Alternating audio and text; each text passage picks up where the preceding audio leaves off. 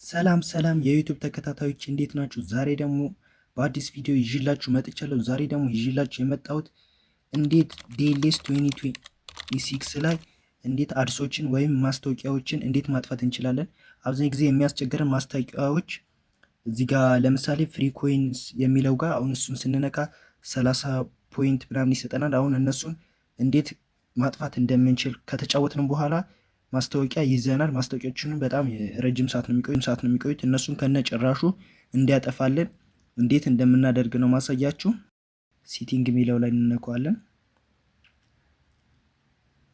ሲቲንግ የሚለው ከነካነው በኋላ ሰርች ሲቲንግ የሚለው ላይ አለ። እሱን አንዴ ክሊክ እናደርግና እዚህ ጋር ዲኤንኤስ እንላለን። ዲኤንኤስ አንዳንዴ ይቆያል፣ ትንሽ እንጠብቀዋለን። ይኸው አሁን እንደምታዩት መጥቶልናል ፕራይቬት ዲኤንኤስ ሚል። እሱን አንዴ ክሊክ እናደርጋለን። አንዴ ክሊክ ካደረግን በኋላ ታች ጋር ፕራይቬት ዲኤንኤስ የሚለው አለ አይደል? እሱ ላይ እሷንም አንዴ ክሊክ እናደርጋለን። ከዛ ሶስት ኦፕሽን ያመጣልናል፣ ኦፍ፣ አውቶማቲክ እና ፕራይቬት ዲኤንኤስ የሚል ይመጣልናል። ከሱ ውስጥ እኛ የመጨረሻ ሶስተኛውን እንነካውና እዚህ ጋር እንነካትና ምንጽፈው ነገር አለ። እኔ ከታች አስቀምጥላችኋለሁ። እኔ እዚህ ጋር ኮፒ ያደረኩት ስለነበረ ይሄን ዲኤንኤስ የሚለውን እናጠፋዋለን ማለት ነው።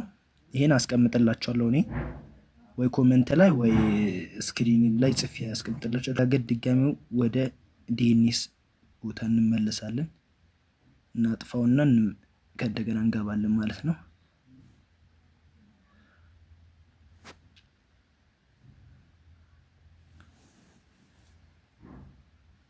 ከእንደገና እየገባን ነው ማለት ነው።